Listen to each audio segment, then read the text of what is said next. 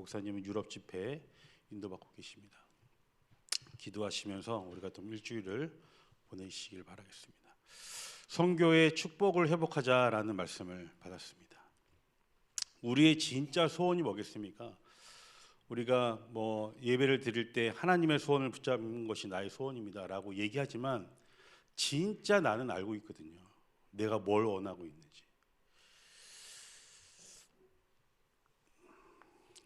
선교를 잃어버렸다. 선교에 관심 없다. 목사님께서 서두에 말씀하셨지만 하나님과 관심이 없는 자다. 이렇게 서두에 말씀하셨습니다. 여러분 오늘 개인에게 물어보시기 바랍니다. 나는 어디에 방향을 맞추고 있나? 나의 신앙을 어디에 방향을 맞추고 있나?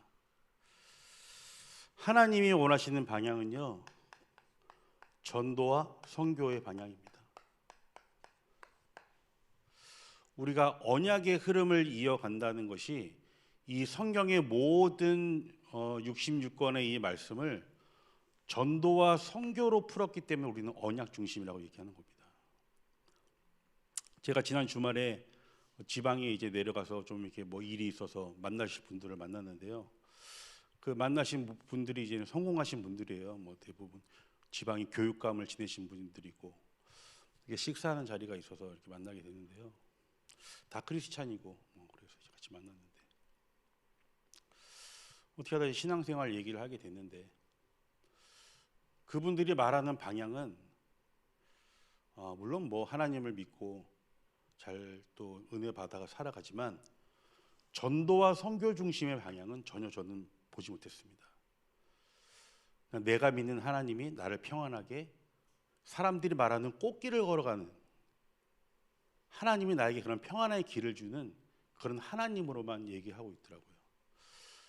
그러나 진짜 하나님이 원하시는 방향은 전도와 선교의 방향을 맞춘 우리의 삶이 회복될 때 진짜 선교의 축복을 회복한다. 저는 이게 결론을 내렸습니다. 그래서 오늘도 하나님과 방향을 다시 한번 맞추시는 시간 되시길 기도하겠습니다. 고린도전서 4장 1절에서 2절에 보면요, 하나님의 비밀을 맡은 자라고 얘기합니다. 성경에서 말하는 하나님의 비밀이 뭘까요? 비밀. 물론 그리스도죠. 그리스도가 왜 이 땅에 오셨겠습니까? 바로 전도와 선교 때문에 오신 겁니다. 우리의 육신 문제 해결하기 위해서 나의 부족한 부분을 채우기 위해서 이 땅에 오신 게 아니고요. 이 비밀을 알고 있는 자가 바로 전도와 선교를 알고 있는 자. 그래서 그들에게 구할 것은 뭐라고요? 충성이다 얘기했습니다. 고린도서 4장 1절부터 2절에 보면 하나님이 우리를 비밀을 맡은 자로 부르신 줄 믿습니다. 아멘. 선교의 달이니까 제가 이제 해외를 나간 적이 몇 번 있거든요. 제가 이렇게 네덜란드를 이렇게 가봤습니다. 저희 가정이 네덜란드를 기도하고 있거든요. 그래서 제가 대학교부터 이제 복음을 알고 나서 네덜란드로 저는 이제 유학을 좀 가고 싶었는데 그게 조금 길이 좀 막혔어요. 그래서 네덜란드를 마음에 품고 계속 기도하고 있다가 네덜란드를 한번 가게 됐습니다. 근데 진짜 유럽의 현장이 점점 종교화되고 네덜란드가 그 신학에 굉장히 그런 사람들이 배우러도 오는 그런 나라거든요. 근데 거의 모든 거리의 사람들이 대마초를 합니다. 대마초를. 우리가 진짜 들었다시피 청소년들도 그냥 거리에서 쉽게 제가 학교를 이렇게 탐방을 갔더니요. 뭐 학교에서 뭐 거의 뭐 선생님들의 교권은 거의 없습니다. 뭐. 이런 그 세속화되어 있는 그런 모습들. 그때 갔을 때가 이젠 그 할로윈 데이였는데요. 집집마다 그 할로윈의 우상을 숨기고 있는 그런 가정들. 근데 굉장히 풍요롭고 GNP도 굉장히 높거든요. 근데 그 네덜란드 안에 있는 복음이 희미해진 그런 모습들. 교회를 제가 딱 탐방을 했는데요. 교회가 굉장히 크고 좋더라고요. 근데 그 안에 있는 문구에 보니까 예배 시간이 거의 없어요. 그러니까 예배라고 표현하지도 않고 비스켓 모임이라고 얘기합니다. 비스켓 모임. 같이 모여서 티타임 하고 서로 여러 종파들 모여서 서로 얘기하고 문화적인 차원에 나누고 이런 것을 그냥 예배라고 얘기를 하고 있더라고요. 그래서 내가 참 심각하구나 라는 것을 다시 한번 제가 확인했는데요. 4월 달은 선교의 달이다 이렇게 말씀하셨습니다. 목사님께서 말씀하셨는데요. 사실 이것을 우리가 내 마음 속에 진짜 품으셔야 된다. 내 마음 속에. 사람이 아무리 행동을 해도요, 내 마음 속에 없어서 행동하는 거는요, 이게 건성으로 하게 돼 있습니다. 부모님한테 아무리 내가 효도를 한다고 해도요, 돈을 많이 갖다 드리고 하도요, 진짜 마음에 우러나서 하는 거는 저는 틀리더라고요. 제가 어머니한테 했던 것도 보면요, 건성으로 하는 게 있고요, 진짜 마음에 우러나서 할 때가 있어요. 그래서 저는 그렇다. 4월 달을 선교의 달이라고 하셨는데 내 마음속에 왜 이렇게 요동이 없지? 내 마음속에 뭔가 이렇게 움직임이 왜 이렇게 없지? 또 그냥 28차 세계 선교대회구나. 이런 생각이 저는 개인적으로 좀 들었습니다. 왜 그러냐면요, 성경은 말하고 있거든요. 혼돈, 공허, 흑암 분명히 얘기했습니다. 하나님이 태초에 천지를 창조하셨다 말씀하셨거든요. 이게 창세기 1장 1절 아닙니까? 처음부터 끝까지 다 말씀을 하신 겁니다. 사실 내가 이제 말씀으로 세상을 창조했다, 결론까지 다 말씀드린 거거든요. 근데 창세기 1장 2절에 보니까 공허, 혼돈, 흑암이 있다는 겁니다. 하나님의 말씀은 선포가 되는데요, 우리의 마음속에 공허, 흑암, 혼돈이 쭉 있는 거예요. 그러니까 움직이지 않는 거죠. 내 마음이.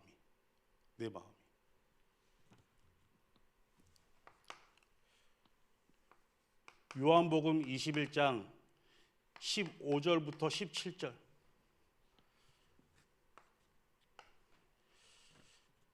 예수님께서 계속 물어보십니다. 요한의 아들 시몬아, 내가 나를 사랑하느냐? 뭐라고 얘기하죠? 사랑합니다. 그렇다면 뭐예요? 내 어린 양을 먹이라. 후대입니다. 후대. 결론은 후대입니다. 하나님이 나를 사랑합니다. 내가 하나님을 사랑합니다. 우리가 100번 얘기합니다. 그러나 내 마음 속에 후대가 없다면 하나님을 사랑하지 않는다는 결론입니다.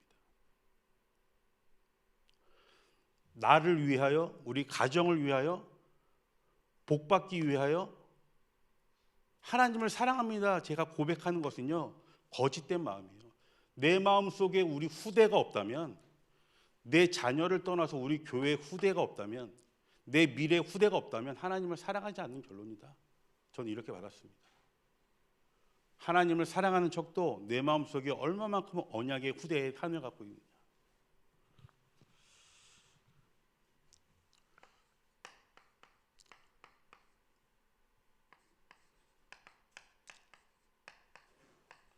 마가복음 16장 15절부터 20절입니다.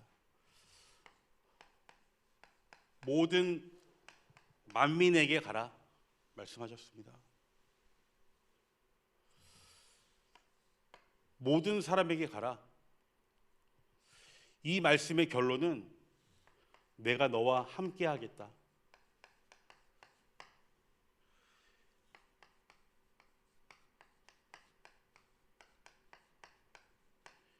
현장을 살려라. 복음 편지 8과에 보면 하나님의 권능이 언제부터 나타나기 시작하느냐. 우리 잘 알고 있겠지만 내가 하나님과 예수 그리스도와 함께 할 때 그때부터 우리의 권능이 시작된다.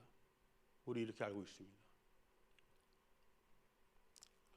모든 만민에게 가라고 하셨습니다. 왜요?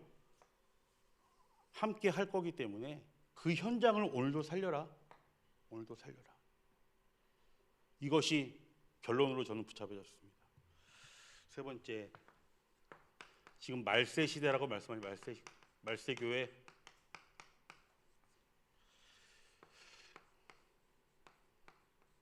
왜 말세 교회죠? 복음이 완전 희미해져서 이번 주에 우리 최정 목사님이 오셔서 말씀 주셨지만 모든 교회들이 점점점 무너져 가고 있다. 제가 이렇게 보니까요, 요즘 이제 금요철야도 이제 많이 없어지고, 뭐 새벽기도도 거의 없어지고, 제가 이렇게 쭉 보니까 이제 조금 있으면 이제 찬양 예배도 없어질 것 같아요. 이제 슬슬 이제 점점점 이런 시대가 이제 오고 있습니다. 하나님께서 이러한 문제 속에 우리에게 주신 결론은 뭐냐면요, 마가 다락방 교회 회복입니다.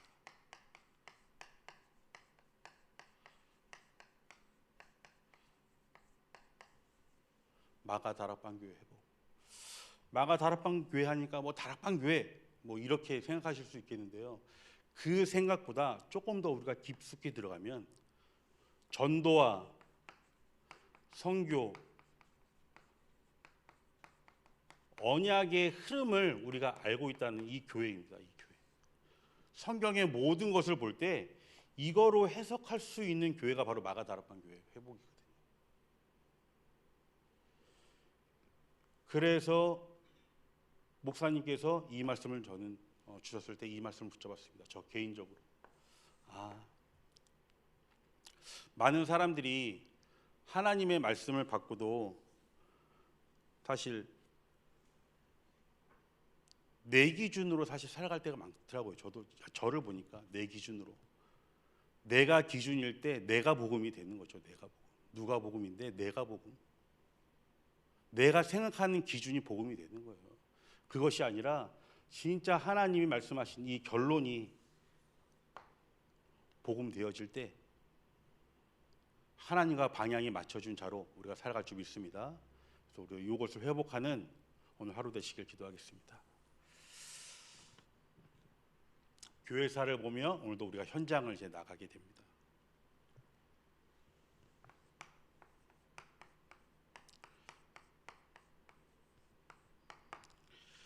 그 중에 10분의 1이 남아 있을지라도 그것마저도 황폐하게 된다.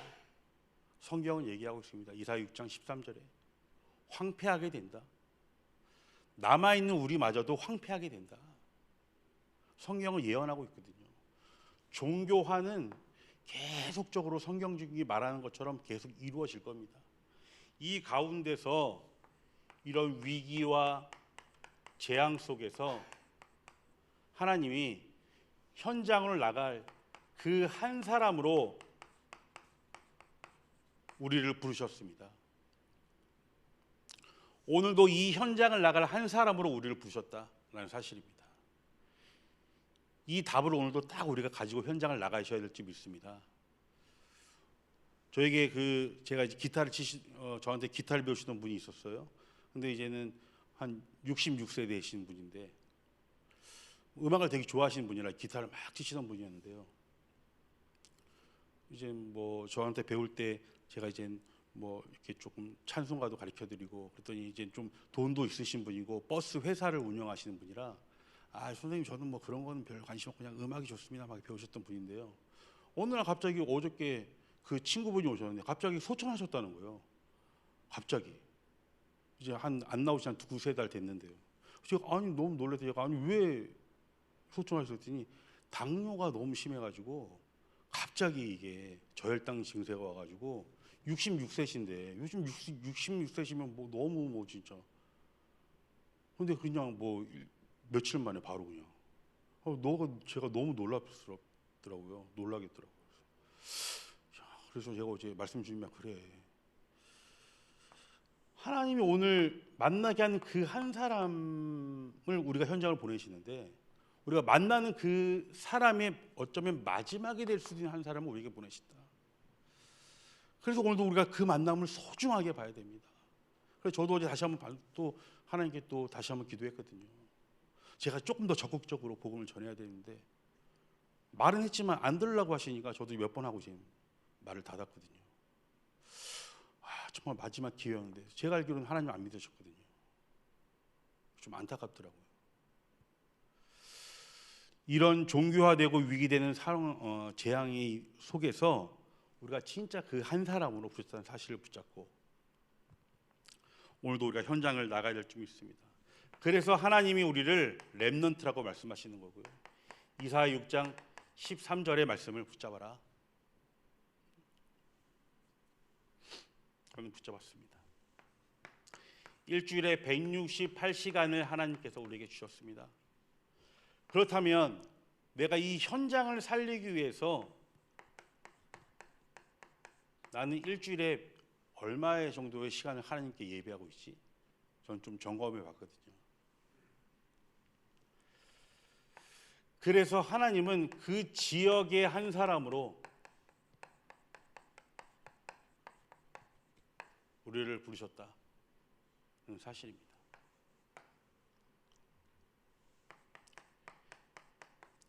이 시대는 점점점 영적 질병 속에 빠져가고 있다. 그래서 우리의 가정 속에 또 나의 업의 현장 속에 하나님이 진짜 원하시는 다락방부터 지교회 시스템까지 내가 세워야 된다. 목사님이 3연장 계속 말씀하고 계십니다. 기도 망대를 세워라. 우리 가정에, 나의 업의 현장에 뭐 전도가 되든 안 되든 일단 기도 망대를 세우면서 우리가 예배 시스템 내가 있는 가정의 현장에 세워야 된다.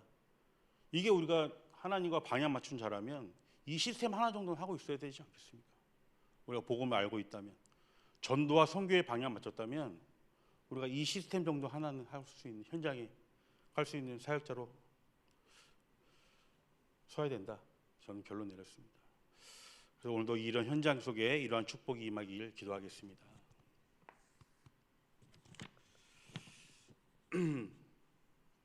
뜨거운 가슴의 28차 세계 선교대회입니다. 237의 한 사람으로 우리를 부르셨다. 237의 한 사람입니다.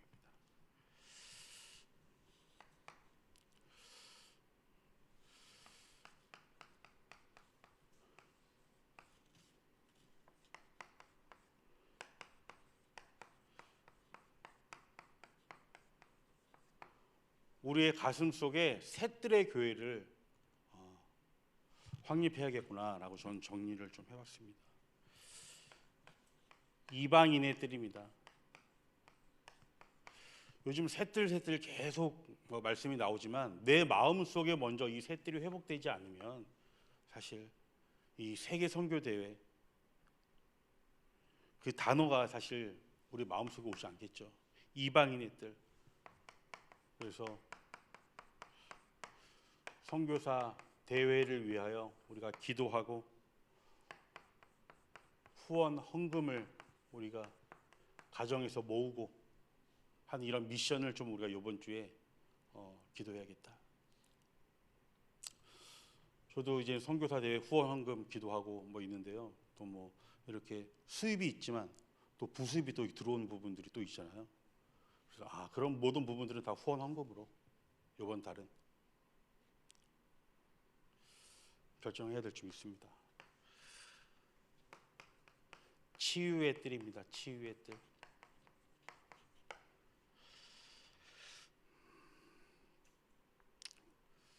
믿는 자들에게는 이러한 표적이 따르겠습니다. 내 이름으로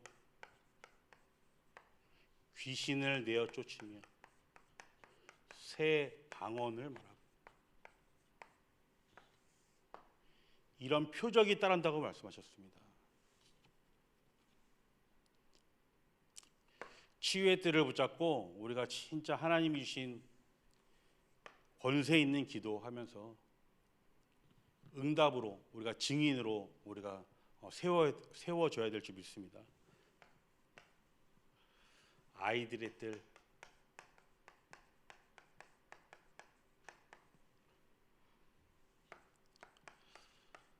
한 나라를 딱 품으면요,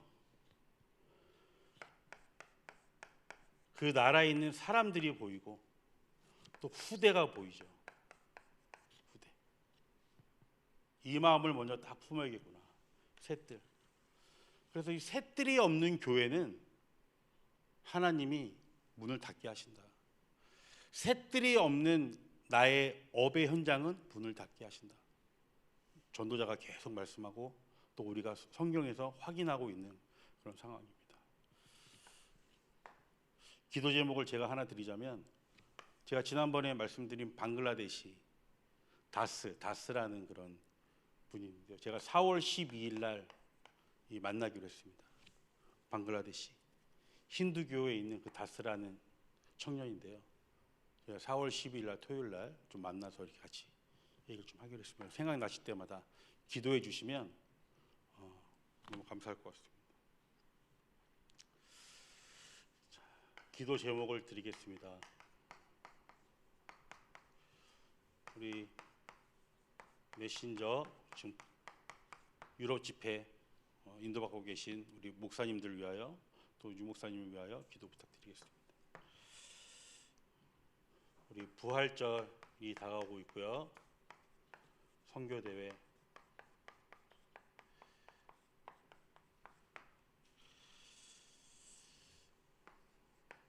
그다음에